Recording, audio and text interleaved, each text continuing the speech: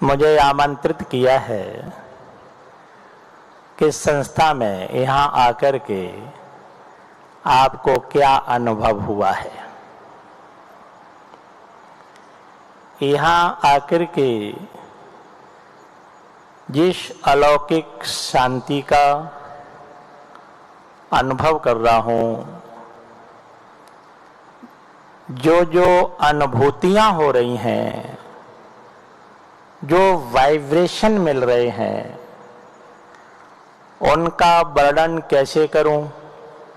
गूंगा केरी शर्करा, यदि गूंगे व्यक्ति को कोई गुड़ खिला दे और पूछे कि इसका स्वाद कैसा है, तो गूंगा व्यक्ति क्या बताएगा? केवल सिर हिलाएगा, संकेत करेगा, मगर जो स्वाद मिला है उसे शब्दों में नहीं बांधा जा सकता है। उसी तरह से हमें जो अनुभूति हो रही, जो आनंद आ रहा है, जो अनुभव हो रहे हैं, उन्हें शब्दों में बांधना तो मुश्किल है। उनकी ओर संकेत अवश्य करेंगे। पहले तो हमें ऐसा देखो, यहाँ देखने में लगा कि इतना बड़ा ये परिसर है। लोग कहते शांति वन है, एक संस्था है, और मुझे लगता है संस्था नहीं, एक शहर है, पूरा का पूरा शहर। और इतने बड़े शहर को मैनेज करने के लिए, व्यवस्थित करने के लिए पूरा का पूरा स्टाफ होता है, और फिर भी शहर में कोई न कोई न्यूनता, हलचल बनी ही रहती है। मगर इस परिसर में आकर के हमने किसी को मालिक देखा ही नहीं। इसका मालिक कौन है यही पता नहीं लगा, इसका प्रबंधक कौन है ये पता नहीं लगा अभी तक। उसके बावजूद भी अव्यवस्था नाम की कोई चीज नजर नहीं आ रही है। सारी की सारी व्यवस्थाएं हो रही हैं। इतनी साफ सफाई है कि 1000 आदमी लगा दें तो साफ सफाई न हो। इतनी शांति है, सारे के सारे साधक अपनी साधना में लगे हुए हैं, और कहीं अब व्यवस्था नहीं है। भोजन के समय पर भोजन हो रहा है, निवास बहुत बढ़िया, भोजन बहुत बढ़िया, जिसे चाय, दूध, दही जो चाहिए वो समय से उपलब्ध हो रहा है, और ऐसे हो रहा जैसे कोई अदृश्य शक्ति कर रही हो। यहाँ हमने कई अलौकिक वस्तुओं का दर्शन किया है। कहते जिस हॉल में हम बैठे हैं, ये पूरी एशिया का ये पहला ही हॉल है, इतना बड़ा सत्संग हॉल कि इतना विस्तृत है, और जिसके बीच में कोई पाया नहीं है, कोई खम्मा नहीं है। ये अलौकिक है। और उससे भी अलौकिकता एक और है। कहते हैं एक बार दिल्ली से बम्बई एक ट्रेन जा रही थी, वहां 2 माताएं बैठी हुई थी। एक प्रतियोगिता हो रही थी, झूठ की प्रतियोगिता, कि जो सबसे बड़ा झूठ बोलेगा उसे सबसे बड़ा पुरस्कार दिया जाएगा। एक व्यक्ति कहता सबसे बड़ा झूठ मैं बोल सकता हूं। बोले बोलो। बोले दिल्ली से बम्बई ट्रेन जा रही थी और 2 माताएं बैठी हुई थी पास पास में, और दिल्ली से बम्बई तक उन्होंने आपस में कोई बात ही नहीं की। बोले ये सबसे बड़ा झूठ है, हो ही नहीं सकता कि 2 माताएं हों और बात न करें, असंभव है, सबसे बड़ा झूठ था। हमने उस झूठ को भी यहां झूठ पाया कि इस हाल में 25-25 हजार की कैपेसिटी वाला जो सत्संग हाल है, जहां 25-25 हजार लोग बैठे हों, और वहां मंच से एक बार भी अनाउंस नहीं करना पड़ता है आपस में बात मत करो, शांति बनाए रखो, प्रेम से सुनो। ये कहते हमने सुना ही नहीं है। इन लोगों को शांत कौन रखे हुए है? ये भी एशिया का पूरे विश्व का ये आश्चर्य घटना है, पूरे विश्व की। इनमें शांति कौन प्रदान किए हुए है? तो देखता हूं कि सारी व्यवस्थाएं ऐसे चल रही हैं। और यहाँ के लोगों से भी मैं मिला, कल जयसिंह भाई के साथ में मैं भ्रमण कर रहा था, ये इंडिया वन जो सब सोलर प्लांट है वहाँ भी गया, और जो अपने ये जो बिल्डिंग है अपनी बहुत बड़ी आनंद सरोवर है, तपोवन है, ये है, चारों तरफ गया और लोगों से बात भी की। और प्लांट में प्रमुख व्यक्ति थे जो इसमें देख रहे हैं, आप क्या करते? बोले इसको देखता हूं। ठीक है। तो मैं कहा आप तो बहुत बड़ा काम कर रहे हैं। बोले नहीं मैं कुछ नहीं कर रहा हूं। बोले कौन कर रहा? बोले बाबा कर रहा है। यहां जो पत्रिका निकलती है उनके संपादक महोदय से बात हुई। मैं आप ना बहुत अच्छा प्रकाशन कर रहे हैं, बहुत बढ़िया संपादन कर रहे हैं। बोले मैं कुछ नहीं कर रहा हूं, बाबा कर रहा है। अपने जो भोजनालय प्रमुख हैं उनसे मिला, मैं इतने बड़े लोगों की व्यवस्था आप कर रहे हैं, बड़ा गजब का काम कर रहे हैं। बोले मैं कुछ नहीं कर रहा हूं, बाबा कर रहा है। ये मिल्क प्रोडक्ट वाले उनसे भी मैंने बात की, वो भी मथुरा डिस्ट्रिक्ट के ही हैं। मैं आप ऐसे कैसे मैनेज करते इतने लोगों को? किसको दूध चाहिए, किसको छाछ चाहिए, किसको आइसक्रीम चाहिए, बड़ा मुश्किल काम है। बोले मैं कुछ नहीं करता हूं, बाबा करता है।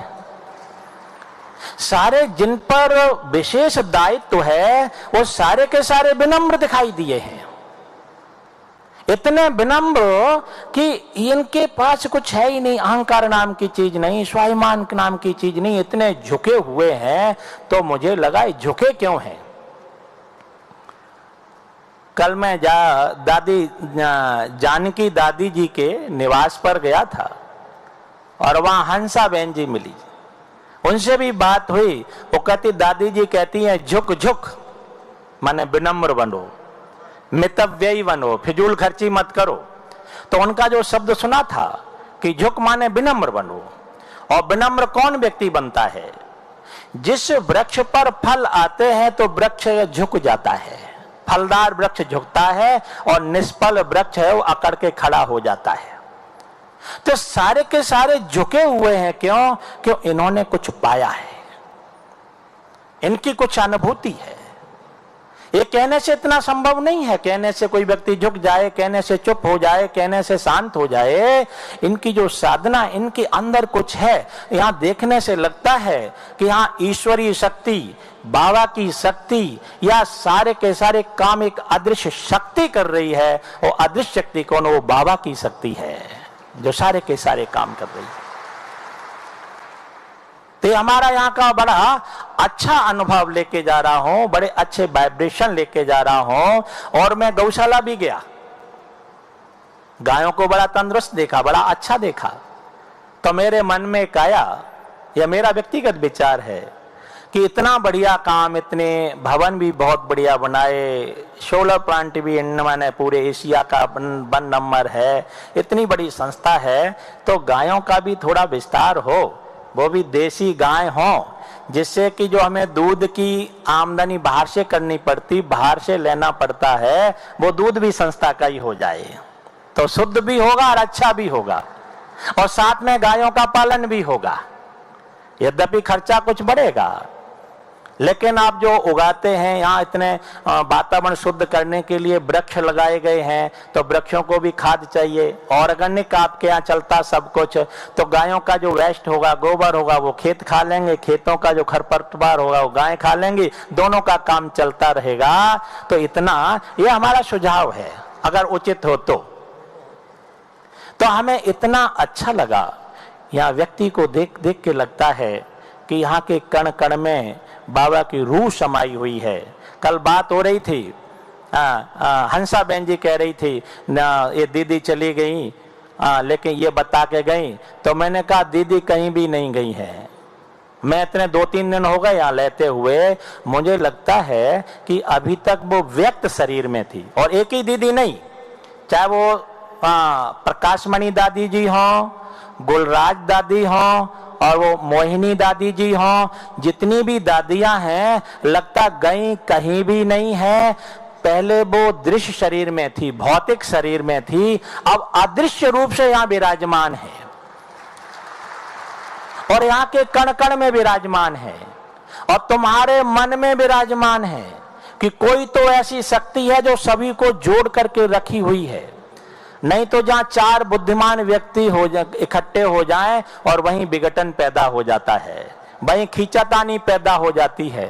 और यहां तो मुझे लगता है कि बुद्धिमानों का समुदाय जितने बैठे हैं, ये क्रीम है, ये जो क्वालिटी है, ये सुप्रीम क्वालिटी बैठी हुई है, सुप्रीम सोल बैठी हुई है, पवित्र आत्माएं बैठी हुई हैं, ये हजारों की संख्या में है। और न कहीं अशांति है, न कहीं खींचतान है, न कहीं द्वेष है, न कहीं ईगो आ रहा है। ये कौन कर रहा है?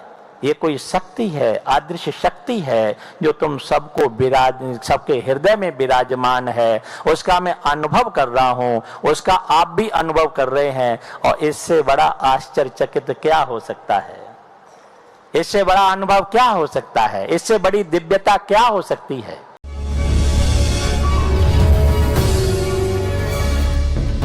देश विदेश की तमाम खबरों के साथ एक बार फिर हाजिर हैं। शांतिवन में संतों का लगा जमावड़ा।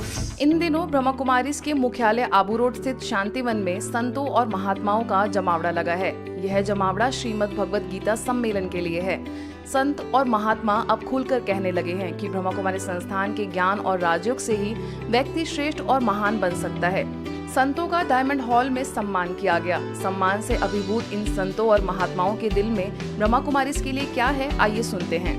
मुझे लगता है कि इस प्रांगण में आकर के, और गीता तो यहाँ पर घटित हो रही है।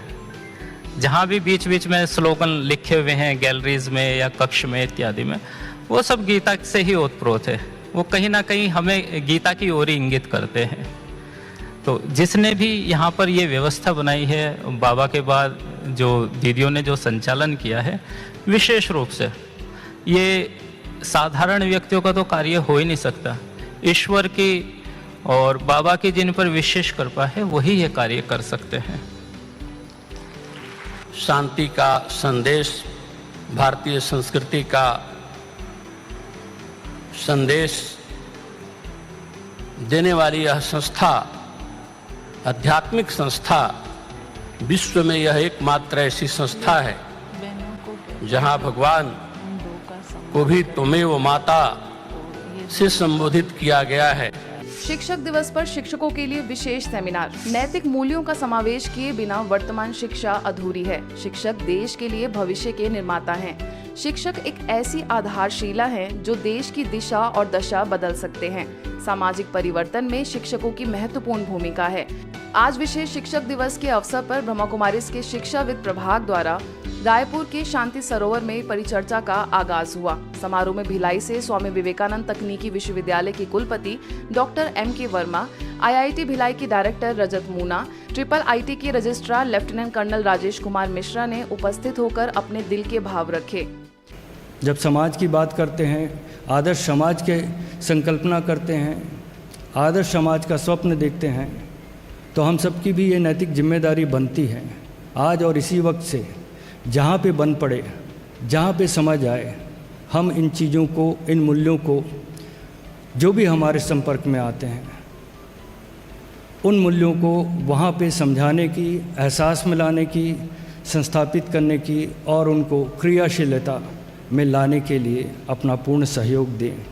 हमारे शिक्षक वो हैं जो हमें ज्ञान संवर्धन देते हैं, जो हमारी इस जन्म से मृत्यु तक की जो यात्रा है उसमें हमारे लिए किसी तरह की वैल्यू का, वृद्धि का संकेत देते हैं, किसी तरह हमारी वैल्यू बढ़ाते हैं, जिससे हम अगले जन्म में उन वैल्यूज़ को यूज़ कर सकें।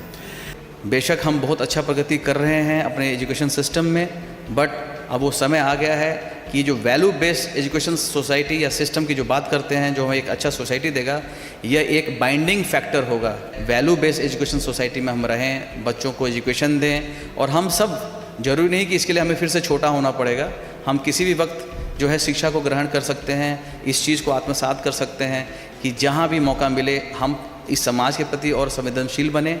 अवसर पर क्षेत्रीय निदेशिका बीके कमला ने शिक्षा प्रणाली में नैतिक मूल्यों का समावेश करने की बात कही, तो वहीं राजयोग शिक्षिका बीके दीक्षा ने भी अपने विचार रखे।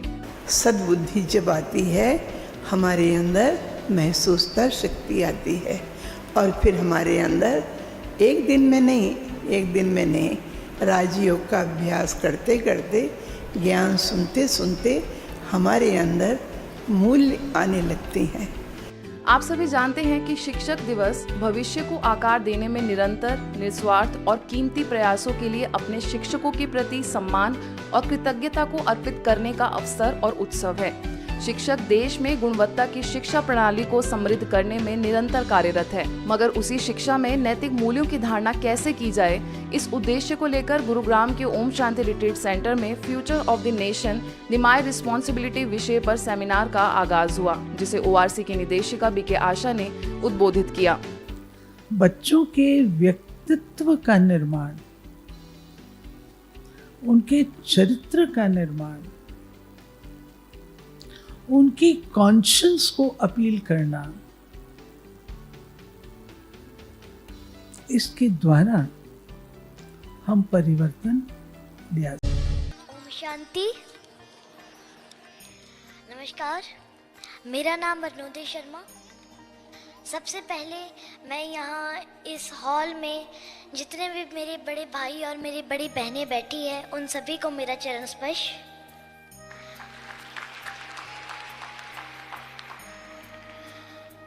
तो मैं शिमला हिमाचल प्रदेश से संबंध रखता हूँ।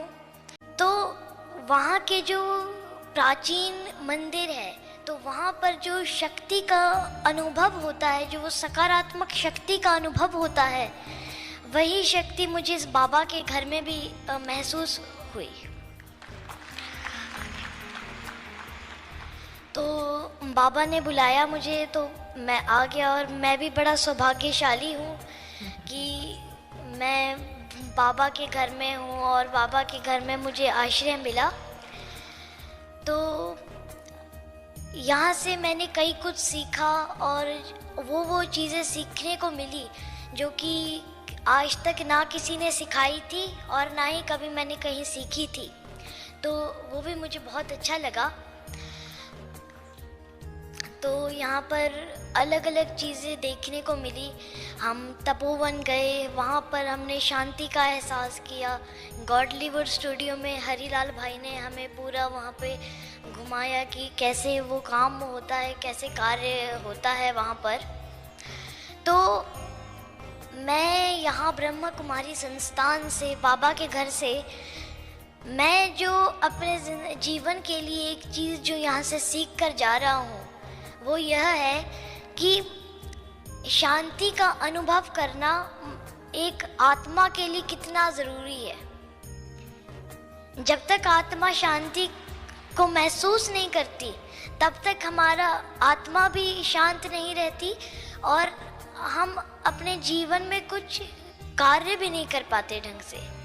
इसलिए मुझे यहाँ आकर बहुत अच्छा लगा और यहाँ बहुत बाबा के घर में बहुत सकारात्मकता मुझे यहाँ पर मिली। तो मेरा पूरा परिवार तो ना आ सका यहाँ पे, लेकिन मैं जो सकारात्मकता और जो ज्ञान यहाँ से ले जा रहा हूँ, तो मैं वो कोशिश करूँगा कि मैं वो सब में बांटूँ। चढ़ती चींटी जब दाना लेकर चढ़ती है, चढ़ती दीवारों पे 100-100 बार फिसलती है। मन का उत्साह रगों में साहस भरता है, गिरकर चढ़ना चढ़कर गिरना ना अखरता है। मेहनत उसकी आखिर बेकार नहीं होती, कोशिश करने वालों की कभी हार नहीं होती।